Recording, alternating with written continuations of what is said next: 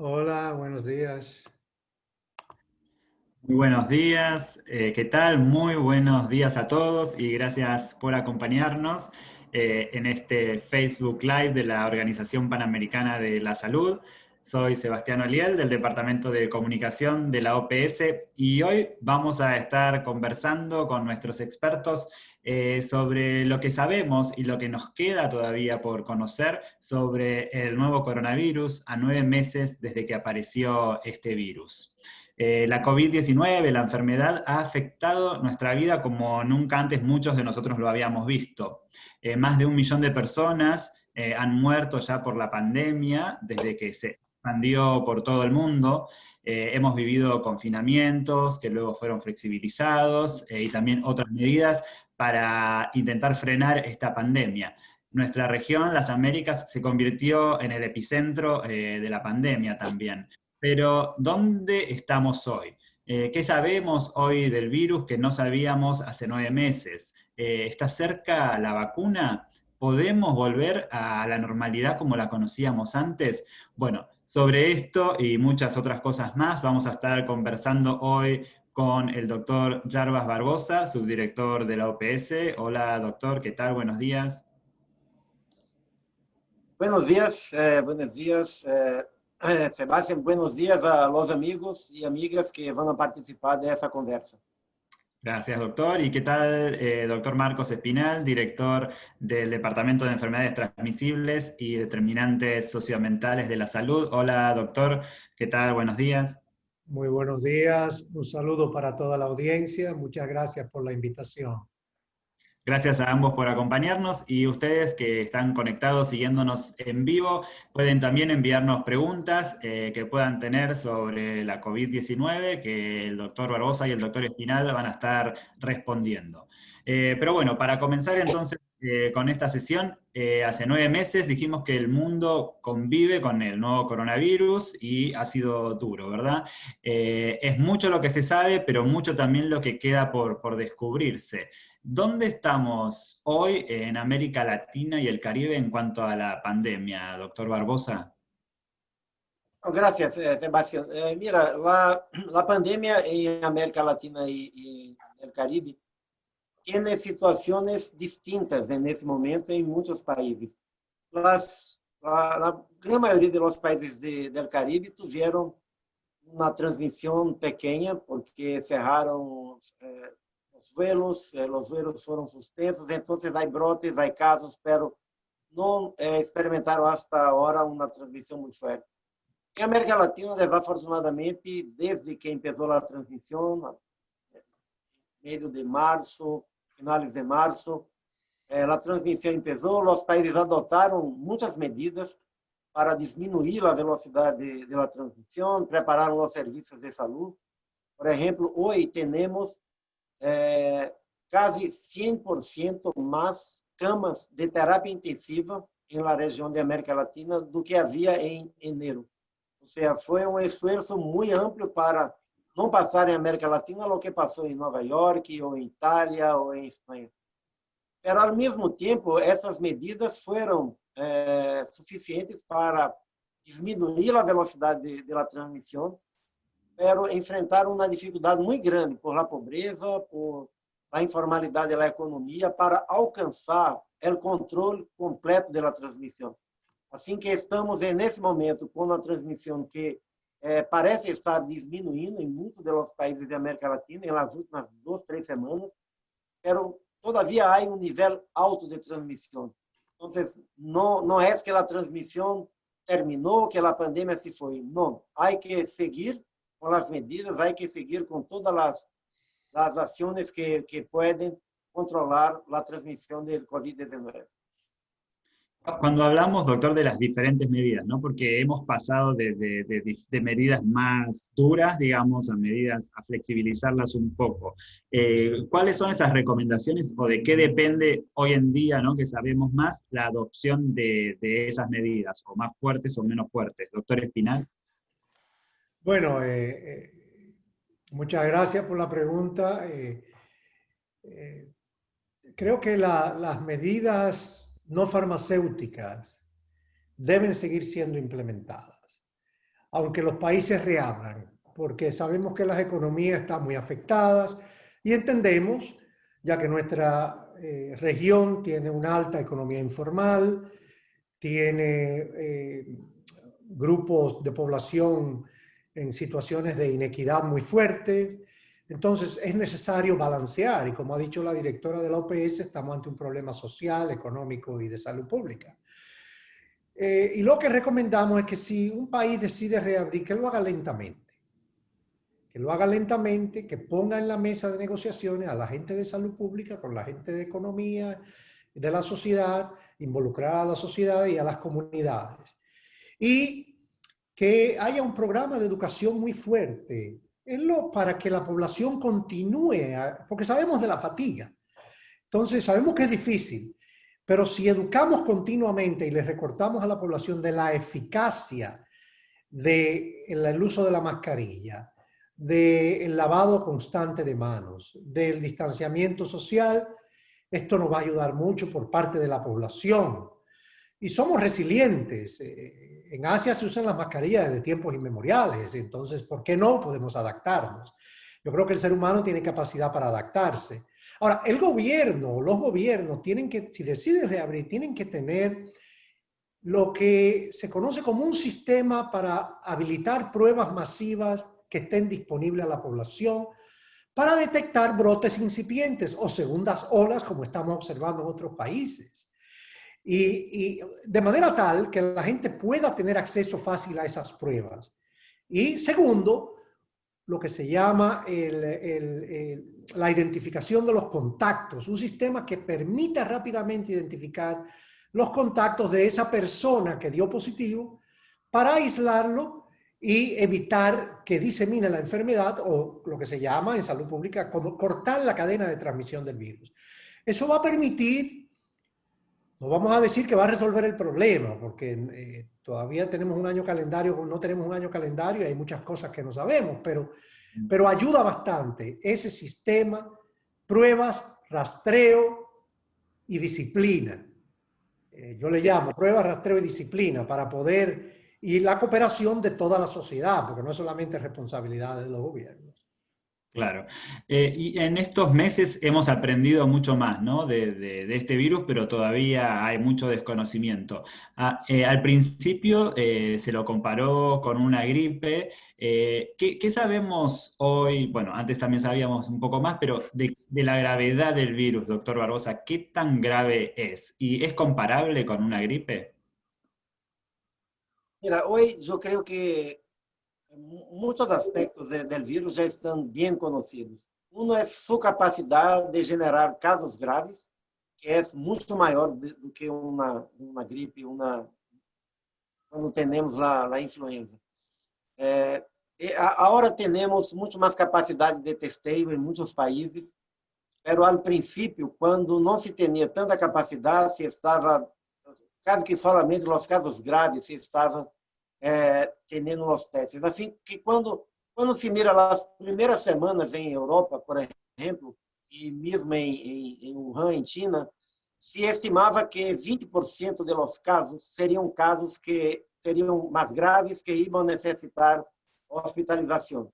Agora, em la segunda ola, em alguns países da Europa, como França, como Itália, o número de casos graves é muito menor que 20%. ¿Por quê? Porque a capacidade de testeio ampliou. Então, estão testando muito e estão, incluso, podendo captar os casos mais leves ou mesmo casos com quase sem sintomas. Mas, de toda maneira, é muito importante subrayar que esse conhecimento de que as pessoas maiores, de 65 anos, pessoas com alguns fatores de risco, como obesidade, como hipertensão, como diabetes, como enfermidade cardiovascular, têm uma probabilidade muito maior de desenvolver formas graves. É importante recordar que já temos mais de 1 milhão de mortos por la COVID-19. Então, não se pode subestimar de nenhuma maneira que é semelhante a uma gripe. Definitivamente não é. Ya, seguro. Una pregunta que nos llega en el chat pregunta si la circulación del virus de la influenza puede agudizar la enfermedad de la COVID-19. Doctor Espinal. Bueno, de que pueden coexistir, sí pueden, y habría que tratar un poco de diferenciarlos, pero eh, cuando una persona tiene dos enfermedades al mismo tiempo, claro que se va a sentir más mal, porque pueden coexistir. Ahora, vamos a tener en algunos países el invierno, en el norte, por ejemplo, y está el riesgo, por eso se recomienda el uso de la vacuna de la influenza para minimizar ese impacto. Que la influenza puede acelerar o agravar más el COVID, eso todavía es de investigación. No tenemos investigaciones definitivas que apunten a eso, de que pueden confundirse, correcto, se pueden confundir y las dos matan, así que hay que tener cuidado. Por eso, como tenemos una vacuna disponible de influenza, la recomendación es que nuestros ciudadanos se vacunen contra la influenza para minimizar ese impacto. Entonces, no se puede descartar que una persona que tenga influenza también adquiera el COVID, porque son virus diferentes, pero lo importante es tratar de tomar las medidas necesarias para evitar ambas si es posible. Claro. Algo de lo que se ha hablado también es de la inmunidad de rebaño, ¿no? O sea, dejar que la gente se infecte libremente con este virus y ahí ya tendríamos inmunidad y dejaríamos de infectarnos.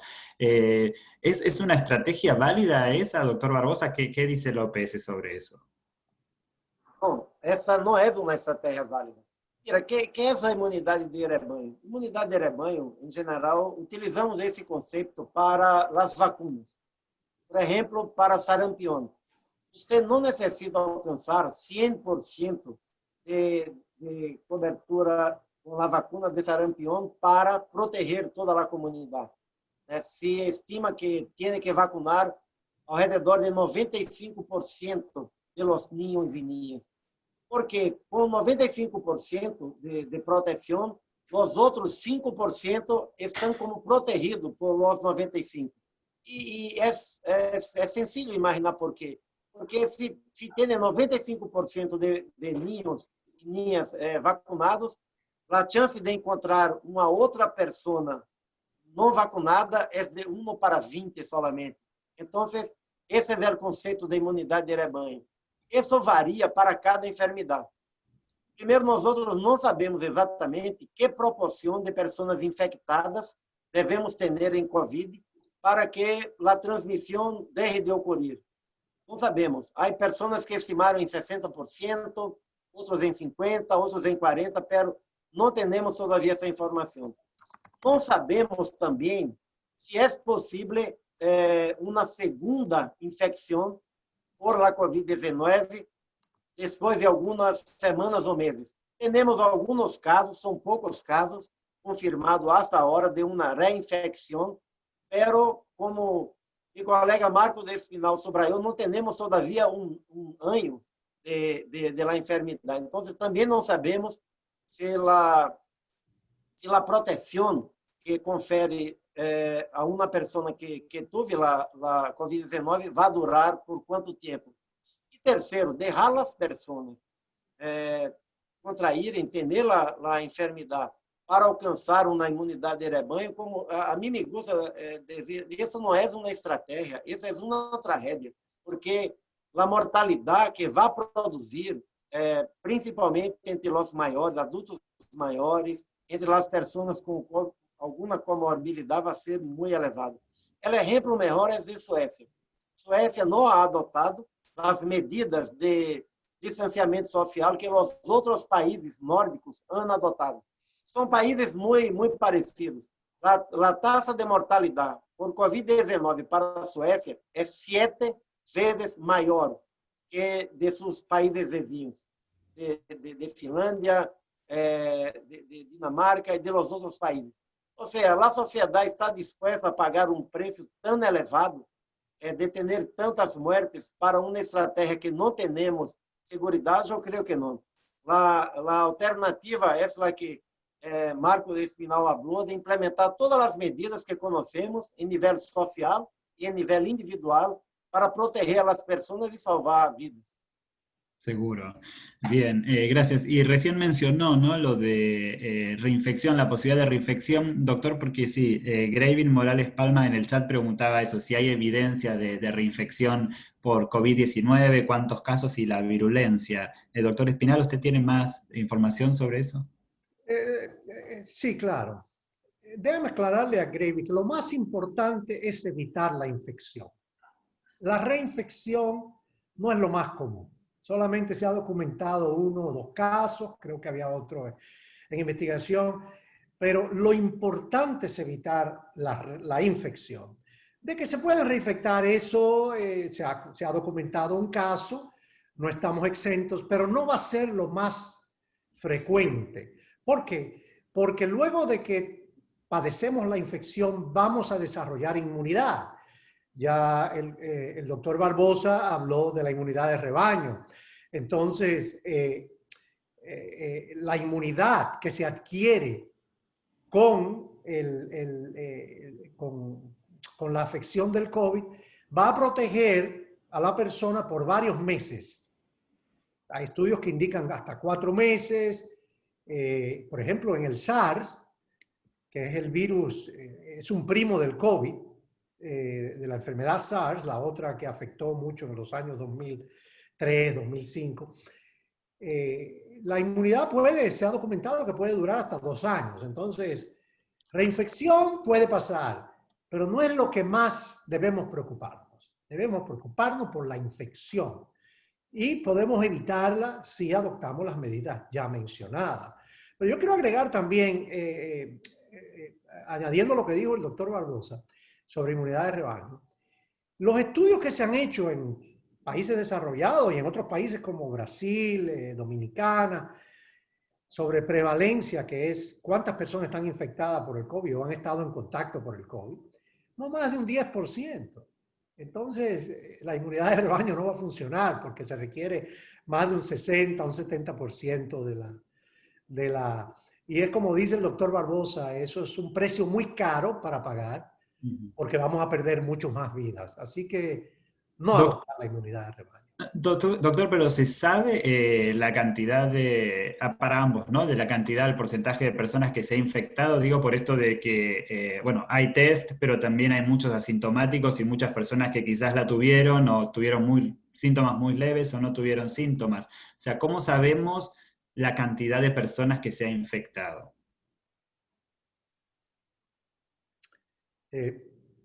No sé si el doctor quiere responder o quiere que responda yo, Sebastián. De acuerdo. Yo creo que Marcos ha hablado de lo que es más importante. Es un número muy pequeño de casos.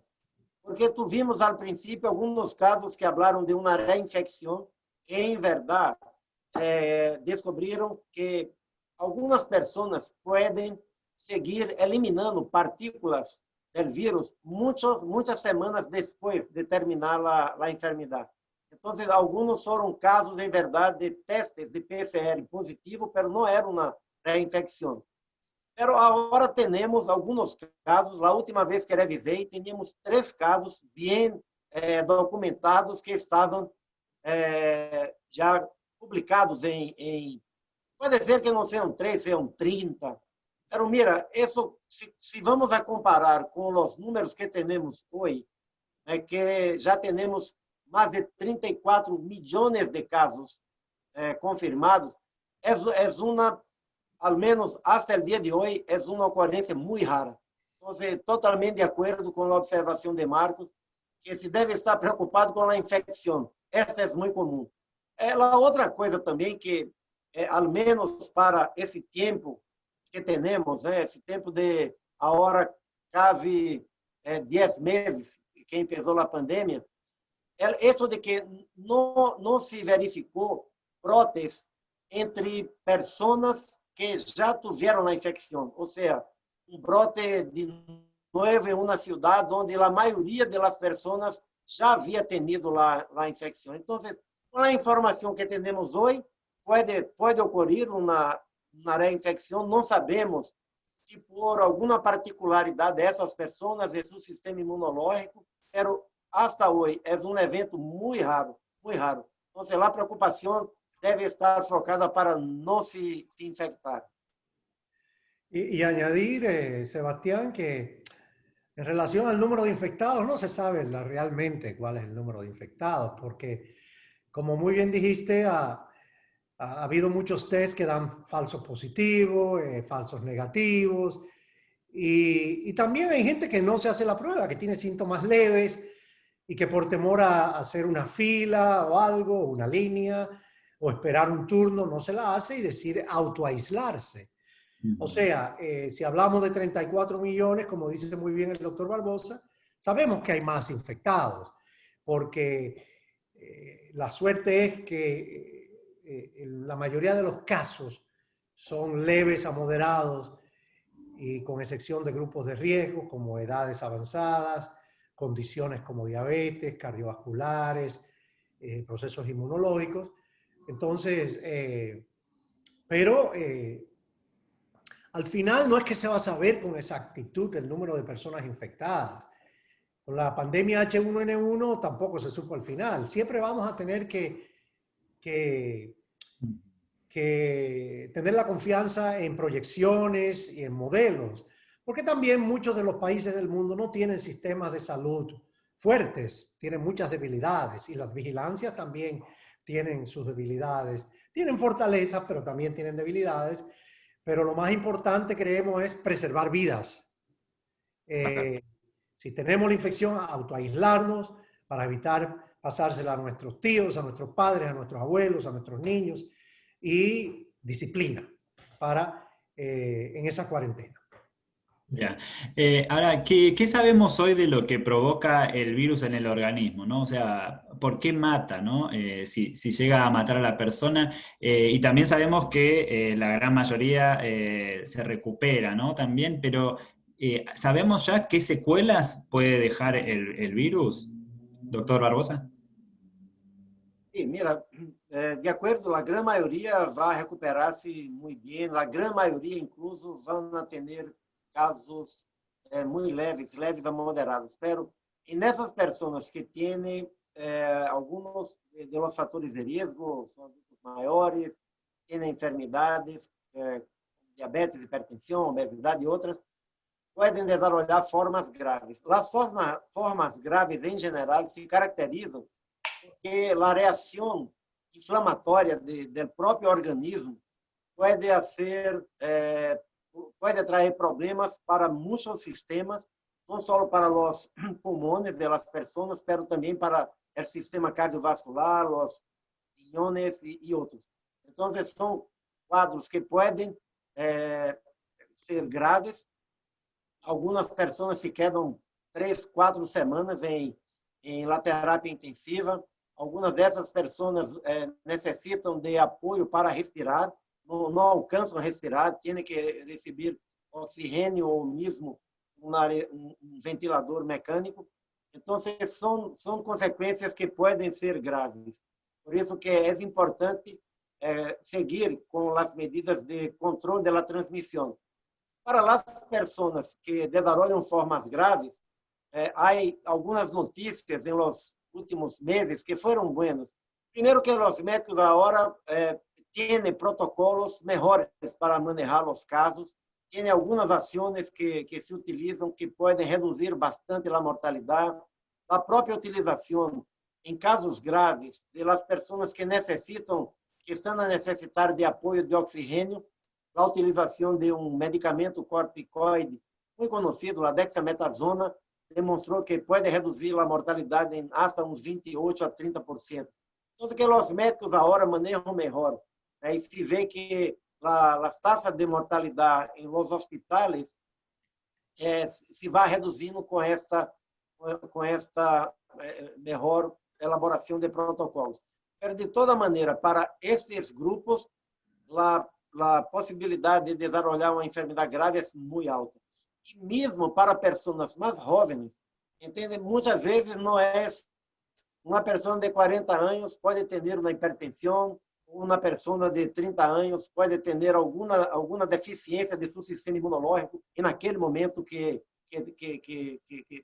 tem a infecção. Então, há que todos tomar o cuidado porque, em verdade, todos podem desenvolver, uns com mais probabilidade, outros com menos probabilidade, mas podem desenvolver essas formas graves. Lo mejor es prevenir la infección, ¿verdad?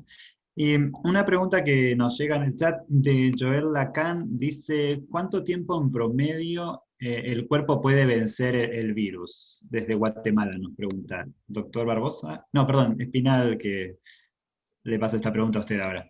Sí, muy bien. Gracias. El promedio es 15 días, pero ha habido casos que han durado más de 15 días y hasta un mes enfermos con síntomas. Entonces, va a depender de la fortaleza de la persona, del sistema inmunológico, de qué tan afectado está. Pero lo que se recomienda por lo regular es aislamiento por 2 semanas, 14, 15 días. Pero si la persona continúa teniendo síntomas por más de 7 días, hay que evaluarlo bien claro y tomar precauciones. Una persona con síntomas que continúe más de 10, 12 días tiene que continuar autoaislado y quizás hospitalización si hay problemas respiratorios, si hay problemas condicionantes, como dijo el doctor Barbosa. Pero ha habido casos que ha habido casos que han tomado hasta 3 o 4 meses en recuperarse porque dejan secuelas, dolores, que la respiración no es completa, pero son los menos. La gran leves y moderado, 15 días, la persona vuelve a estar bien. Bien. En el chat tenemos otra pregunta de Verónica Velasco que dice que en China ya no se presentan muertos ni un gran número de infectados. Y pregunta cuál pudiera ser la medida eficaz o el programa que están utilizando ellos para disminuir la pandemia.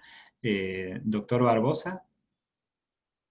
Mira, em China, em verdade, o que passa é que tuvimos aquela primeira ola em Wuhan, que foi a primeira, e aí se tornou conhecida a enfermidade. A China ha adotado naquele momento muitas medidas, que são as medidas que hoje se planteia de uma maneira muito rigorosa. Seguro que muitas das medidas que se ha implantado em China não têm muitas vezes capacidade de ser implantada em outros países, por as características particulares do país. Pero China alcançou controlar completamente a transmissão em Wuhan. Por isso que a pergunta, por que não há muertos? Não há porque a transmissão está praticamente controlada em China. Ocorreram outros brotes, brotes que foram também controlados de maneira muito rápida.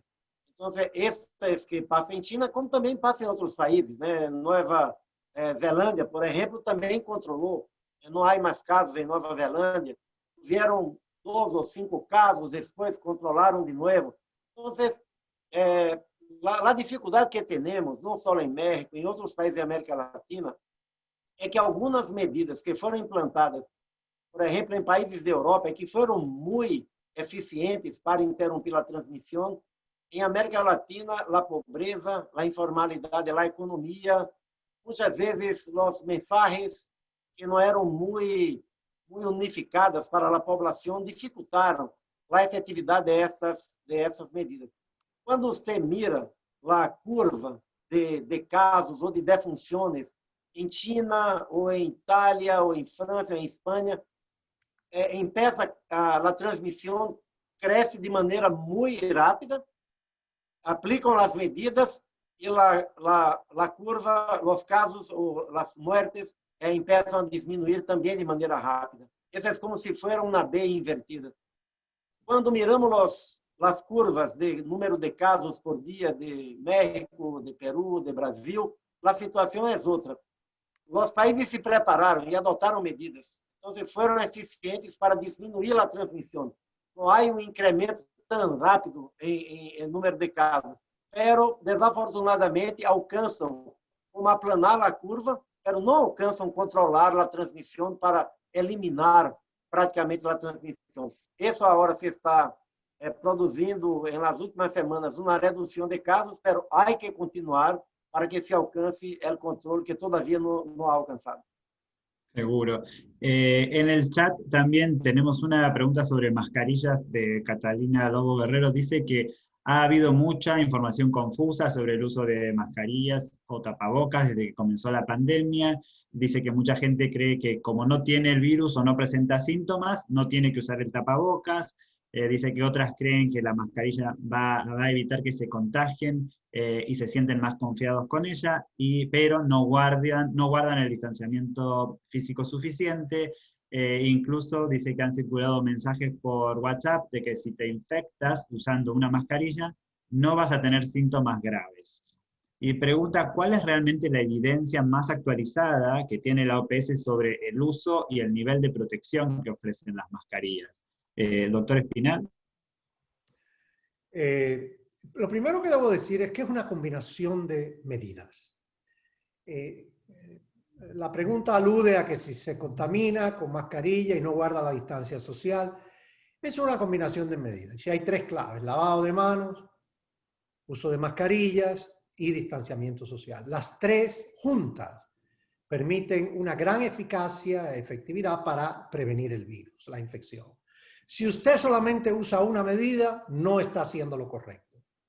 Las mascarillas funcionan, se ha demostrado ya en estudios hechos, incluso estudios en lugares cerrados, en personas tosiendo, evidencia donde se recogen las gotitas y todo esto y la distancia que llegan.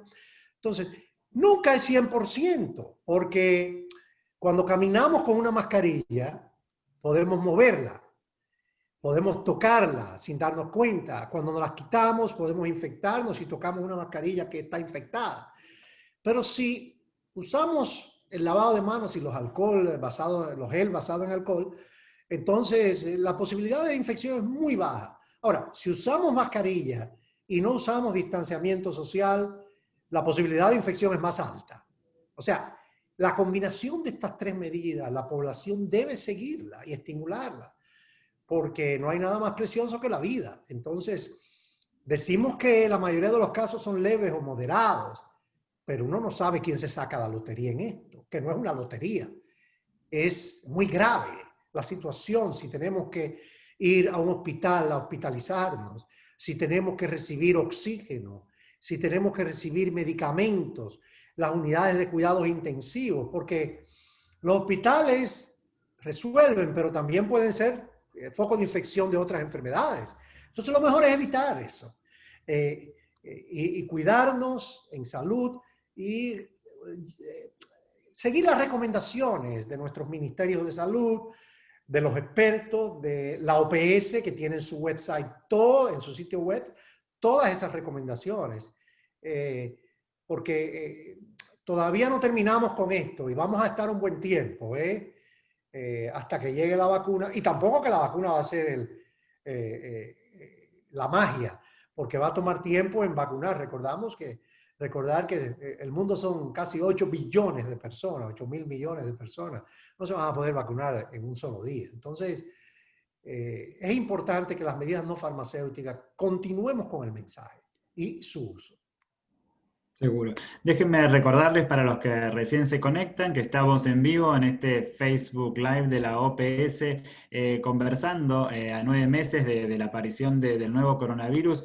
¿Qué se sabe actualmente y qué es lo que queda todavía por conocer? Estamos con el doctor Jarbas Barbosa, subdirector de la OPS, y también con el doctor Marcos Espinal, director del Departamento de Enfermedades Transmisibles de la OPS también. Y otra pregunta que nos llega por el chat es de Pedro Cid y tiene que ver un poco con tratamientos o medicamentos para aminorar los síntomas. Quizás dice que él quiere conocer sobre compuestos naturales, plantas o frutas que ayuden a combatir la infección o que estén asociados a la mejora de los síntomas. ¿Qué sabemos sobre esto? ¿Hay tratamiento para la COVID? ¿Hay tratamientos naturales que pueden servir? Doctor Barbosa. Mira, Pedro, desafortunadamente não há tratamentos para prevenir a infecção ou tratamentos específicos para o vírus, naturais ou fabricados. Todavia não há. Isso é importante porque em alguns países, desafortunadamente, se por as redes sociais e se divulgam que se você toma um medicamento X, você está protegido. E esse é um risco muito grande porque a pessoa pode pensar que está protegida e sair à calle sem sua mascarilha, pode se acercar a outra pessoa, ou seja, não há. É seguro que uma alimentação equilibrada, com frutas, com todos os componentes que deve ter uma boa alimentação, é importante para qualquer situação. É saudável, é bueno para prevenir a obesidade, a hipertensão, a diabetes, para tudo. Mas não há um medicamento de nenhuma natureza que tenha confirmação que previne a infecção ou que cura a COVID-19. Bien, gracias, doctor. Desde Venezuela, Yumari Gandica pregunta, ¿qué recomendaciones damos a mujeres embarazadas que están infectadas por COVID-19? Si puede afectar al bebé o transmitir a su bebé. Doctor Espinal. Hasta ahora no hay evidencia de transmisión materno-infantil y se recomienda seguir lactando y todo esto, pero con las debidas medidas de higiene. Con las medidas debidas de higiene y de las precauciones. Ahora, que un niño se puede infectar porque una madre lo tenga luego que está en contacto, eso es posible siempre, pero no es lo más frecuente, si se utilizan las medidas que hemos recomendado. Entonces, continuar con la lactancia y las medidas de precaución. Bien. Doctor Barza, quería preguntarle ahora sobre las pruebas, ¿no? Para conocer si uno está infectado o no, porque también desde el principio se habló mucho de la prueba de PCR y de la prueba rápida, del test rápido. ¿Son efectivos? Se habló un poco de la efectividad del test rápido, si era efectivo o todavía no. ¿Han cambiado? ¿Han mejorado? ¿Qué sabemos hoy de las pruebas para detectar coronavirus? Gracias por la pregunta. Mira, el test para confirmar si tiene o no una infección por COVID-19 es el test de PCR. El test de PCR es el test que puede confirmar si usted tiene o no. El test de PCR, ¿por qué es tan sensible y tan específico? Porque en ese test de PCR se busca partículas del material genético del virus. Ou seja, se o vírus está aí, o teste pode identificar. Os testes rápidos de anticorpos buscam outra coisa. Quando você tem uma infecção, a pessoa, o organismo da pessoa produz anticorpos. E alguns desses anticorpos podem durar por muito tempo. Então, quando se busca anticorpos, se busca se a pessoa teve a infecção antes. Os testes de anticorpo, por isso, não são indicados para ser o diagnóstico, porque você pode ter lá o vírus, empezar os sintomas, pero todavia não há desarrollado os anticorpos em quantidade para ser identificado por el teste. Por isso que alguns testes de anticorpos, quando se utilizaram para tentar fazer um diagnóstico, alcançaram hasta 75% de falsos negativos. Ou seja, o resultado era negativo porque o teste não encontrou anticorpos, porque a pessoa todavia não tinha os anticorpos para serem detectados. Segundo, esses testes rápidos de anticorpos se devem utilizar para encuestas serológicas.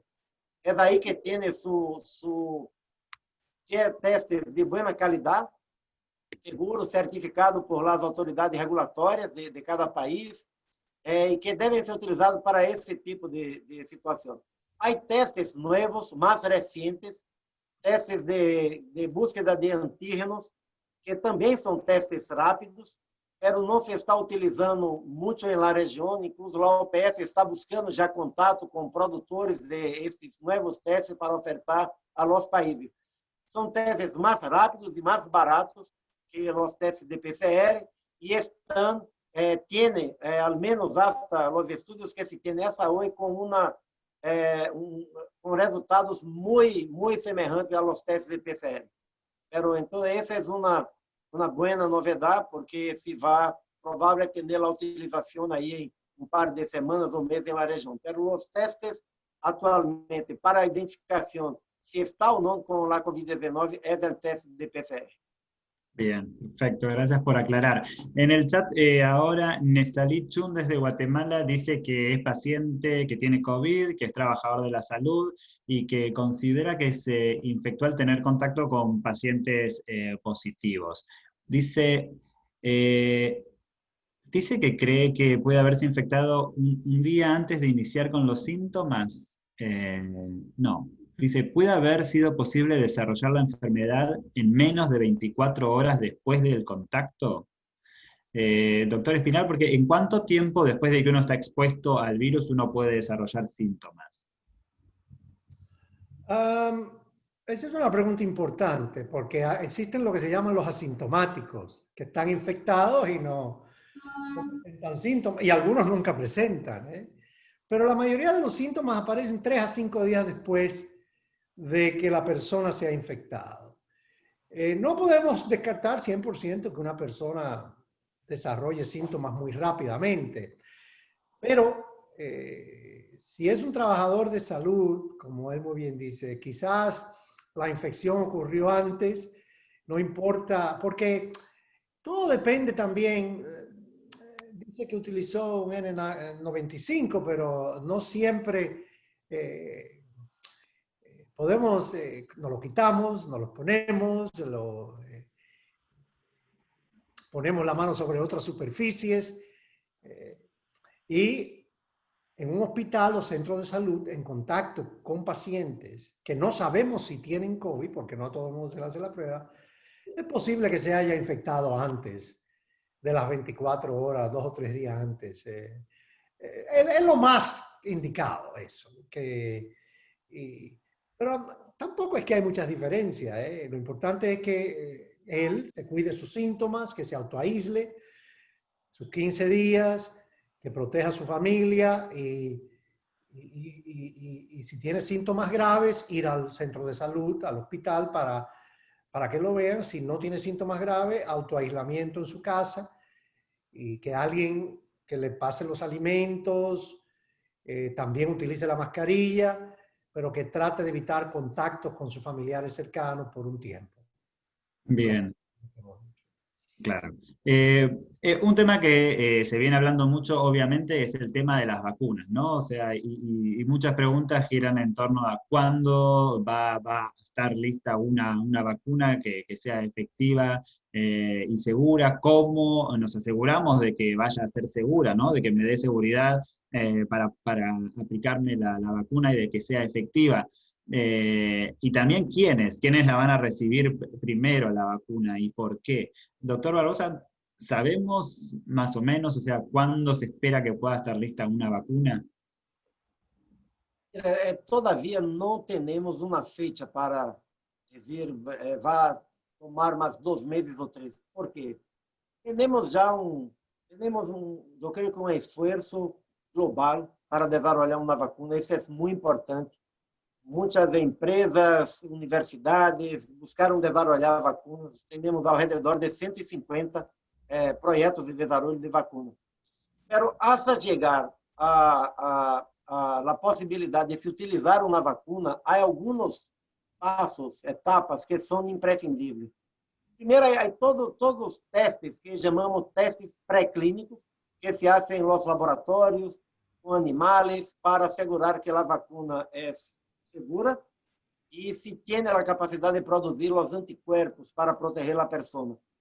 Depois se passa a los ensaios clínicos, que temos a fase 1 para assegurar, confirmar sua seguridade. Depois a fase 2 para confirmar de novo sua seguridade e mirar un poco ya la eficacia y después la fase 3, que es una fase que tiene que contar con 30.000, 35, 40.000 personas. Essas pessoas recebem, algumas recebem a vacuna, outras recebem um placebo. As pessoas não sabem se tomaram a vacuna ou o placebo, o médico e o personal que aplica também não sabe. E se vai aguardando para ver se a taxa de infecção entre as pessoas foi diferente entre os que tomaram a vacuna e que tomaram o placebo.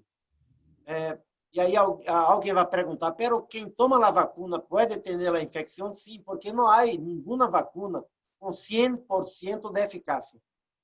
Algumas das vacunas que são mais eficazes, a vacuna de sarampião, por exemplo, tem uma eficácia ao redor de 95%, porque há algumas pessoas que podem tomar a vacuna e não desenvolver anticorpos. Isso chamamos como uma falha primária da vacuna. Então, temos que esperar um par de meses hasta terminar os ensaios de fase 3. Já há 10 vacunas que estão na fase 3, algumas já estão cerca de terminar, mas depois que termine a fase 3, há que publicar os dados de maneira transparente para que toda a comunidade científica do mundo pueda revisar os dados de segurança, os dados de eficácia, e aí a vacuna tem que ser submetida para a autoridade reguladora. Se é produzida aqui em Estados Unidos para a FDA, se é em um país da Europa para a EMA, que é a Agência Europeia de Medicamentos, se é em México para COFEPRIS, em Brasil para Anvisa, para apressurar o processo de análise de uma vacuna, a Organização Mundial da Saúde tem um grupo de pré-calificação, que são os que estabelecem os estándares para a qualidade da vacuna. Este grupo de pré-calificação já está em comunicação com as principais autoridades regulatórias do mundo. Todas as vezes que sai uma notícia em China, ou em Rússia, ou em Estados Unidos, ou em Reino Unido, que está desenvolvendo uma vacuna, esse grupo já começa a solicitar informações para que, quando a vacuna esteja lista, se revise todo e se tenha segurança sobre sua utilização. Aí a OMS vai fazer a recomendação de utilização da vacuna. Quem deve tomar a vacuna primeiro são as pessoas de maior risco. Os profissionais de saúde, e incluso aqui no chat, uma enfermeira, Gabriela Cruz, habla que as enfermeiras estamos cansadas. Sim, Gabriela. As taxas de infecção entre profissionais de saúde em América Latina, desafortunadamente, não podemos aceitar. Hablam da necessidade de melhor acesso a equipes de proteção personal, a programas de prevenção e controle de enfermidade e outros.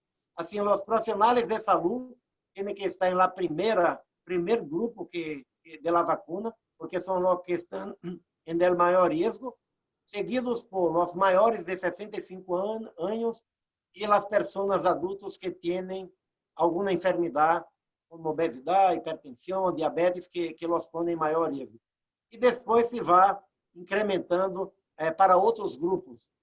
Também é importante subrayar que estamos falando de vacunas, ou seja, são vacunas que vão atender provavelmente porque utilizam rutas tecnológicas completamente distintas. Muitas vezes, uma das outras são grupos de vacunas por cada processo tecnológico.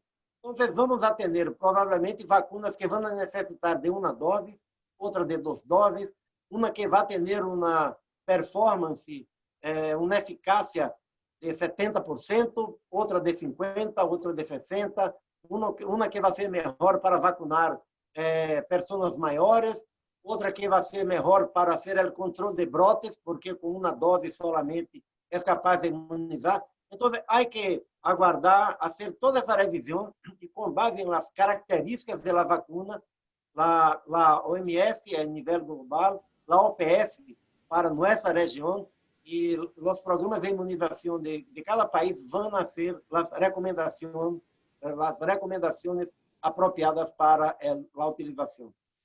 Bien. Y una preocupación que hay también en algunas personas es con respecto a los ensayos y a participar de los ensayos, ¿no?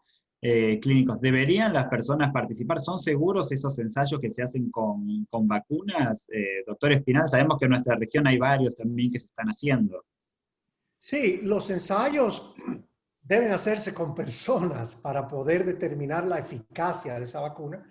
Como muy bien explicó mi colega Jarbas Barbosa, de un grupo de personas recibe la vacuna, otro grupo recibe lo que se llama el placebo, que puede ser solución salina, algo que no tiene ninguna efectividad.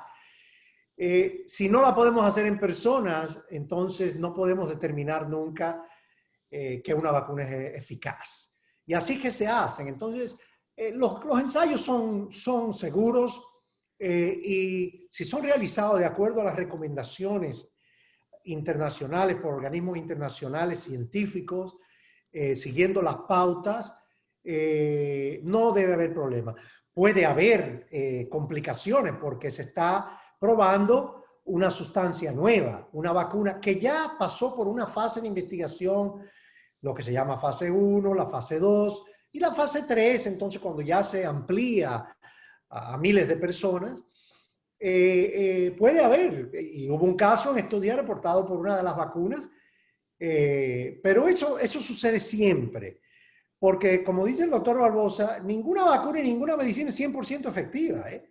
Entonces, por eso se le pide a la gente que se voluntarice o que haga de voluntario, y no es malo, es bueno ser voluntario. Claro, es una decisión muy personal y la persona debe primero nutrirse de toda la información. Si se va a voluntarizar, debe hacer todas las preguntas que quiera a su médico o a la persona que esté a cargo de este ensayo, y tiene todo ese derecho. Y nadie puede obligar a una persona a que se voluntarice. Eso es voluntariado personal. Pero los ensayos clínicos de vacunas se vienen haciendo desde hace muchos años. Y tenemos vacunas muy eficaces, como decía el doctor, el sarampión, la de fiebre amarilla y todo esto. Entonces, es en personas y pueden voluntarizarse porque siempre nos van a dar los mejores resultados. Y siempre habrá efectos secundarios que uno que otro, pero Es la única manera, ¿no? De contar con de la única tratamientos. manera. Y puede ser que una vacuna no sea eficaz, que no Bien. tenga efecto, pero no significa que la persona queda con secuelas o con problemas. No, nunca. Lo que más que puede pasar es que no hubo diferencias en cuanto a la tasa de COVID en las personas que recibieron la vacuna con relación a las personas que no recibieron la vacuna. Y si no hay diferencias, entonces la vacuna no resulta ser eficaz. Por eso, cuando se habla de 180 vacunas o más en prueba, de las cuales varias están ya en fase 3 con humanos, también se dice algo muy claro: no todas van a llegar al mercado, porque no van a ser eficaces al final. Claro. Gracias, doctor. Bueno, tenemos varias preguntas que nos han hecho en el chat, estamos llegando casi al final, pero vamos a tomar algunas más. Si hay una pregunta de Alessandra Rejanes, quiere saber sobre la hidroxicloroquina, y también Miguel Ángel del Aglio pregunta qué opinan sobre los tratamientos compasivos, ibuprofeno, plasma, ivermectina. Doctor Barbosa. Mira, nuevo, não há, desafortunadamente, pero não há nenhum medicamento que se ha demonstrado efetivo para prevenir ou para curar a Covid-19. Todos os ensaios que se fizeram com ivermectina, com hidrocloroquina, não alcançaram demonstrar vantagem para a pessoa que toma comparado com a pessoa que não toma. E aí, deixa-me aclarar uma coisa, porque muitas vezes nas redes sociais a pessoa diz: mira, pero eu tomei cloroquina e me curei. A grande maioria das pessoas vai curar-se, independentemente de lo que tomem, porque, como já falamos aqui, a grande maioria das pessoas tem formas leves que vão a se curar. Lo que hacen los cientistas son estudios, y hay de nuevo un grupo, el estudio que es más fuerte para demostrar la evidencia. Un grupo toma el medicamento, la ivermectina o la cloroquina, hidroxicloroquina, el otro grupo toma un placebo. E, al final, se compara os grupos. Por exemplo, se esse grupo teve mais ou menos risco de dar olhar uma forma grave ou de ir-se para a terapia intensiva, etc. Nenhum desses estudos, que têm uma boa metodologia, demonstrou qualquer benefício de tomar esses medicamentos. Seguro que um médico pode prescrever, bajo as regras de cada país, as convenções internacionais, informando a los pacientes por que está prescrevendo. E sempre se diz, pero mira, a hidroxicloroquina já é muito conhecida, se pode utilizar porque é segura. Os medicamentos são seguros, pero quando um médico faz uma prescrição, o médico está haciendo um balance entre os riscos e os benefícios. Hidroxicloroquina, para as pessoas que têm malária, que são casos de malária sensíveis à hidroxicloroquina, vão se beneficiar quando tomam. As pessoas que têm lúpus ou outras enfermidades que também vão tomar hidroxicloroquina vão se beneficiar. As pessoas com Covid que tomam cloroquina não têm nenhum benefício. Então, vale a pena passar um risco, mesmo que seja um risco muito baixo, de uma alteração de ritmo cardíaco por um medicamento que não tem nenhuma vantagem.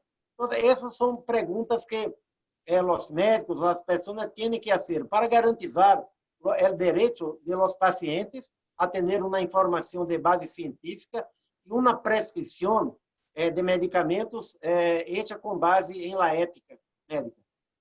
Bien, bien. Entonces la cloroquina y hidroxicloroquina no funciona para... La ivermectina tampoco, como dice el doctor. Tampoco la ivermectina. Y Elizabeth Justin pregunta, ¿qué pasa con el dióxido de cloro, doctor Espinal? Tampoco funciona y eso no debe utilizarse. En pocas palabras, eso ha traído muchos problemas. Eso no está recomendado. No hay medicamentos, no hay vacunas todavía. Entonces la población no debe hacer caso porque también mucha gente lo utiliza para beneficio propio de su propio pecunio y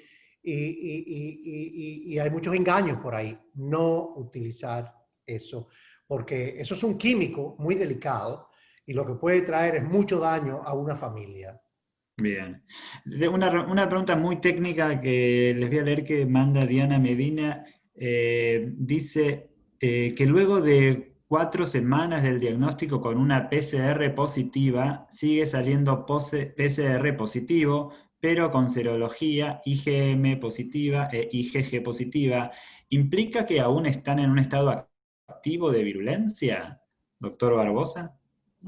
Não significa. Como a Blaise, eu creio que, ao princípio, já se identificaram casos muito semelhantes, incluso alguns dos primeiros casos de reinfecção, em verdade, eram pessoas que seguiam durante algumas semanas, 3, 4 semanas, com uma excreção de partículas de vírus. O vírus não está mais ativo, a pessoa não pode mais infectar a outra pessoa, mas o teste de PCR é tão sensível que se há número de partículas de vírus se pode detectar. É como se fueran os cadáveres de los vírus, ou seja, os vírus muertos que já têm, que podem seguir em algumas pessoas, não sabemos completamente por quê, persistindo em algumas secreções.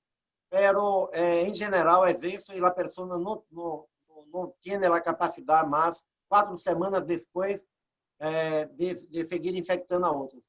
A pessoa teve uma infecção, seguro que está curada, e esse teste PCR não é muito significativo.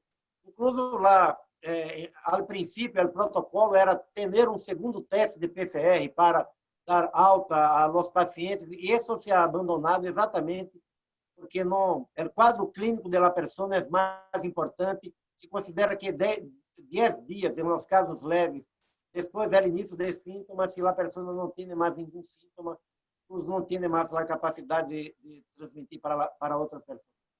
Bien, últimas preguntas.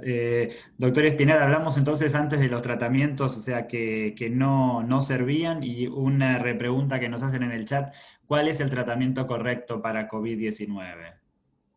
El tratamiento correcto para COVID-19 es medidas no farmacéuticas, es autoaislarse si está infectado, usar su mascarilla cuando está autoaislado para evitar el pasarlo a las familias, el uso de acetaminofén y otros medicamentos para el dolor y la fiebre, por ejemplo.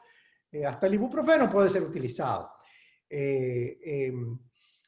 para evitar que la fiebre esté muy alta. Si hay problemas graves, respiratorios, ir al hospital, donde la persona puede necesitar respiración asistida y también puede necesitar, perdón, uno de los dos medicamentos recomendados, un medicamento como la dexametasona, el doctor Barbosa habló,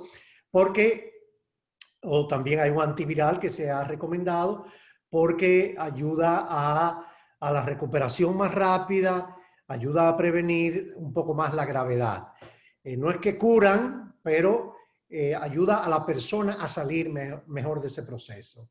El cuidado, la buena alimentación, todo eso es parte del tratamiento y el aislamiento, pero monitoreo de los síntomas graves, como pérdida de la respiración, fiebres muy altas, lo que pueden llevar a mucha deshidratación y este tipo de cosas, pero y manejarlo con esto, pero no hay tratamientos específicos contra el COVID, no lo hay.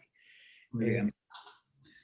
Bien, gracias, doctor. Bueno, y ya llegando al final, la última pregunta que les voy a hacer a los dos, al doctor Barbosa, subdirector de la OPS, y al doctor Marcos Espinal, director del Departamento de Enfermedades Transmisibles de la OPS, es sobre el futuro, ¿no? O sea, ¿cómo seguimos? O sea, ¿cómo avisoran ustedes los siguientes meses hasta que llegue la vacuna, incluso después de que tengamos una vacuna? ¿Cómo evitamos estos picos o rebrotes, ¿no?, que nos lleven quizás, como vemos en algunos países, de vuelta a ciertos confinamientos? O sea, ¿qué tenemos que hacer, ¿no? Y también teniendo en cuenta que es cierto que llevamos 9 meses ya con este virus, y lo que decía el doctor Espinal al principio, que hay cierto cansancio social, ¿no?, en general con la situación que estamos viviendo, ¿no?, que es dura para todos. Pero bueno, ¿cómo avisoran lo que se viene?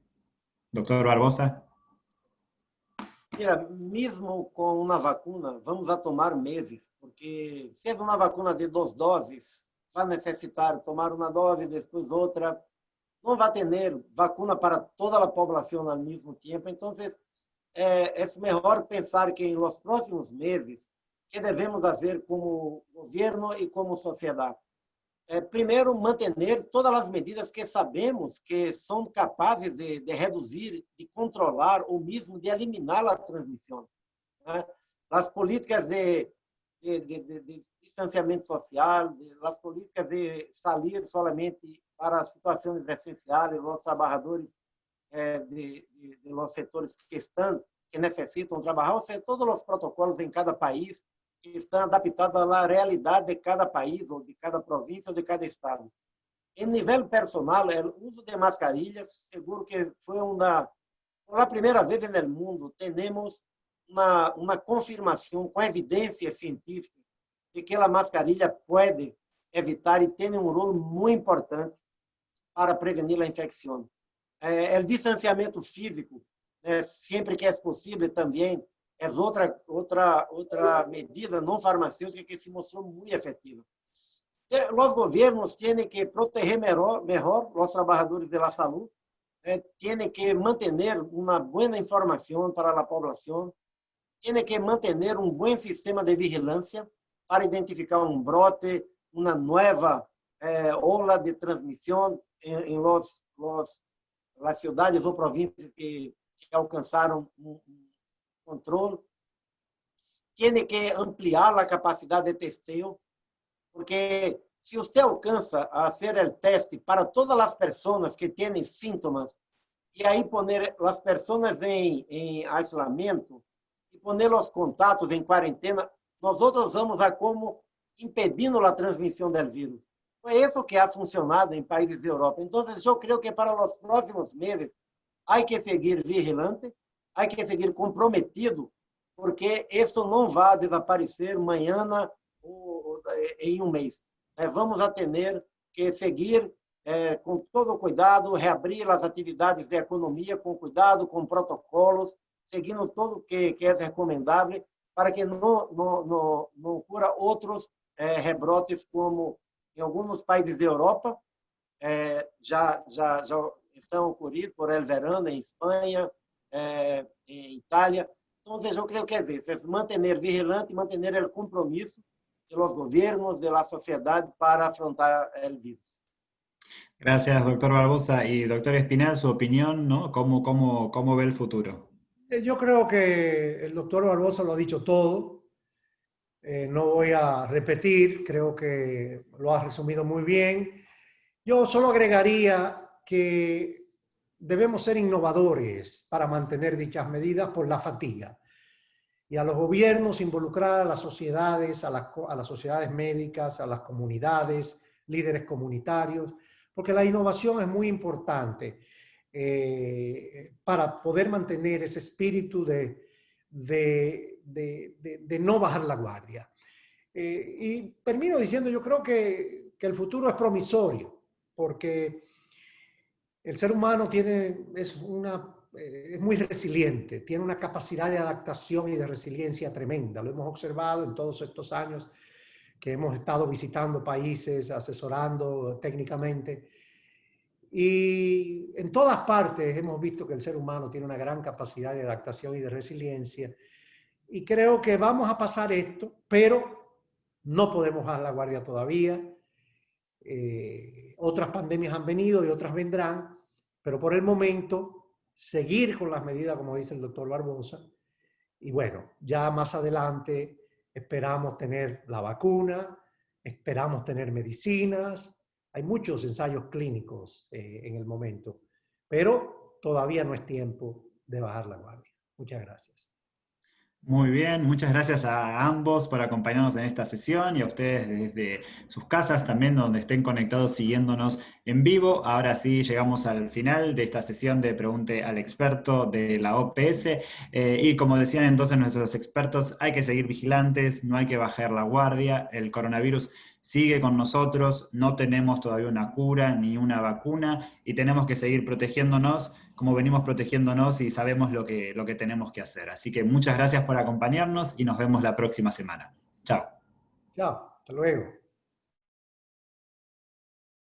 Hasta luego.